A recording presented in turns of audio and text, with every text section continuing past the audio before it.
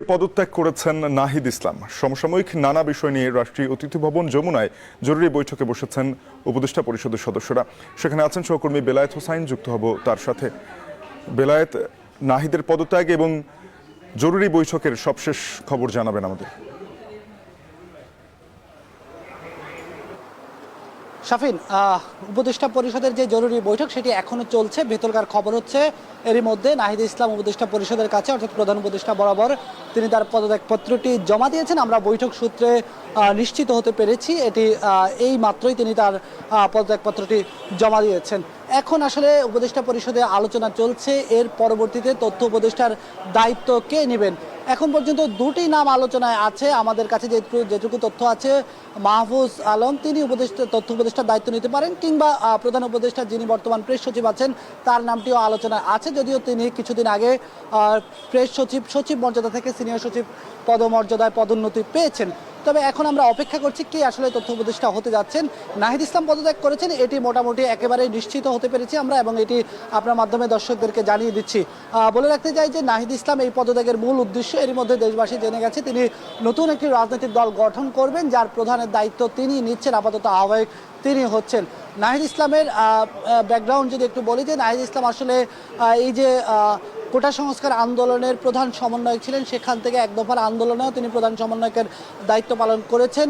5ই August Sheikh Hasina পালিয়ে যাওয়ার পর 8ই আগস্ট যে অন্তর্বর্তী সরকার গঠন হয়েছে, সেখানে ছাত্রদের যে দুইজন উপদেষ্টা হয়েছিলেন প্রথম দফায়, সেখানে নাহিদ ইসলাম তথ্য উপদেষ্টার দায়িত্ব নিয়েছেন। পরবর্তীতে মাহফুজ আলমও তিনি উপদেষ্টা পরিষদে যুক্ত হয়েছেন। সব মিলিয়ে এখন সারা দেশেই এক ধরনের আলোচনা চলছে যে নাহিদ ইসলাম কবে নাগাদ তার দল ঘোষণা করতে চান। সেটিও মোটামুটি এখন পর্যন্ত গণমাধ্যমের খবর এসে গেছে যে নাহিদ ইসলাম 28 ফেব্রুয়ারি ছাত্র জনতার নেতৃত্বে যে দলটি আসছে সেই দলের ঘোষণা করবেন। তো আমরা অপেক্ষা করছি। এখানে উপদেষ্টা পরিষদের বৈঠক চলছে। আজকে বলা যায় যে অনেকটা অনানুষ্ঠানিকভাবেই এই বৈঠক শুরু হয়েছে। সাধারণত উপদেষ্টা পরিষদের বৈঠক বৃহস্পতিবারে হয়ে থাকে, কিন্তু আজকে এই মঙ্গলবারে বৈঠকের উদ্দেশ্যই ছিল নাহিদ ইসলামের পদত্যাগ। এটি তার সবশেষ উপদেষ্টা পরিষদের বৈঠকে তিনি যোগ দিয়েছেন। সাধারণত উপদেষ্টা পরিষদের বৈঠক হয়ে থাকে তেজগাঁওয়ে প্রধান উপদেষ্টার কার্যালয়, কিন্তু আজকের এই যে জরুরি যে বৈঠকটি, সেই বৈঠকটি অনুষ্ঠিত হচ্ছে প্রধান উপদেষ্টার বাসভবন রাষ্ট্রীয় অতিথি ভবন যমুনায়। এখানে উপদেষ্টা পরিষদের সদস্যরা দুপুর 1টার পরেই এসে তারা উপস্থিত হয়েছেন, এবং তারা এসে এখানে এই উপদেষ্টা পরিষদের বৈঠকে যোগ দিয়েছেন। যথারীতি নাহিদ ইসলামও যোগ দিয়েছেন, এবং নাহিদ ইসলাম আজকের উপদেষ্টা পরিষদে তিনি তার সহকর্মীদের সঙ্গে সর্বশেষ কথা বলেছেন, সর্বশেষ উপদেষ্টা পরিষদের সর্বশেষ বক্তব্য দিয়েছেন, এবং তিনি উপদেষ্টা পরিষদ থেকে সবার কাছ থেকে আজকে বিদায় নিচ্ছেন এবং তিনি পদত্যাগ করেছেন। সব মিলিয়ে আমরা এখন অপেক্ষা করেছি উপদেষ্টা পরিষদের সদস্যরা যমুনা থেকে বের হবেন। যমুনা থেকে বের হওয়ার পর এখানে এসে তারা সংবাদ সম্মেলন করবেন। সংবাদ সম্মেলনে তাদের পরবর্তী পদক্ষেপ কি সেটা তারা জানাবেন। যমুনায় উপদেষ্টা পরিষদের জরুরি বৈঠক, পদত্যাগপত্র জমা দিয়েছেন নাহিদ ইসলাম, এ নিয়ে জানাচ্ছিলেন সহকর্মী বেলায়েত হোসাইন। এদিকে তথ্য উপদেষ্টা নাহিদ ইসলাম পদত্যাগ করায় আজ তার মন্ত্রণালয়ে কি অবস্থা তা জানাতে সচিবালয়ে রয়েছেন সহকর্মী মুজাহিদ শুভ, তার সঙ্গে যুক্ত হব। শুভ, জানাবে যে তথ্য উপদেষ্টার পদত্যাগের খবরে এর মধ্যে সচিবালয়ে নিশ্চয়ই তথ্য মন্ত্রণালয়ের যারা কর্মকর্তা রয়েছেন, কর্মচারী রয়েছেন, তারাও বিষয়টি জেনেছেন। এখন তাদের কার্যক্রম কি হতে পারে বা তারা আসলে কি ধাপের মধ্যে আছেন জানাবেন।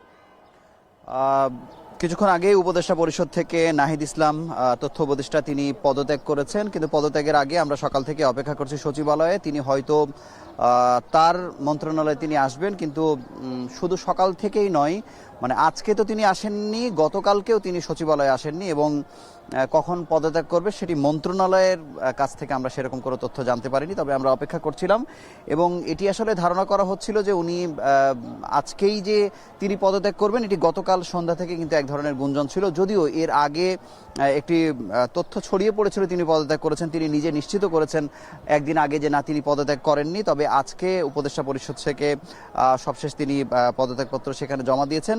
তবে এখানকার যেটি তথ্য হচ্ছে যে সচিবালয়ের যারা রিপোর্টার আছেন বা অন্যান্য যারা আছেন, এখানে সকাল থেকে এখানে তার আসার যেহেতু কোনো খবর নেই, তিনি যেহেতু এখানে আসেননি, তাই এখানে পদত্যাগের কোনো বিষয় কেউ আসলে নিশ্চিত করতে পারেনি। আমরা তথ্য মন্ত্রণালয়ে গিয়েছি, তার যারা পিএস বা পিআরও যারা আছেন তাদের সঙ্গে কথা বলেছি, তারা এই ব্যাপারে আমাদেরকে কোনো তথ্য দিতে পারেন নাই।